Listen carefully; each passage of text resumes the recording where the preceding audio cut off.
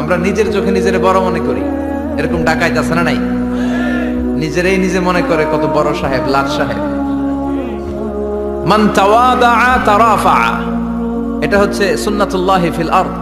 মান তাওয়াদা তারাফা, যে নিচে নেমে থাকতে চায় আল্লাহ ওরা টেনে উপরে উঠায়, আর যে খালি উঠতে চায়, হিংসা করে অহংকার করে উপরে ঠেলতে চায়, ওরা নিচে নামায় দেয় কে?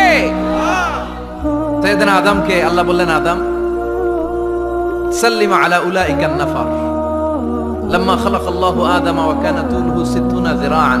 নিচে নেমে গেলে যে উপরে ওঠে, আর উপরে উঠতে চাইলে যে নিচে নামে। উদাহরণ দেখেন, আদম আলাইহিস সালামকে তৈরির পর আল্লাহ বললেন, আদম সাল্লিম আলা উলাইকান নাফার, এই ফেরেশতাদের সালাম দাও।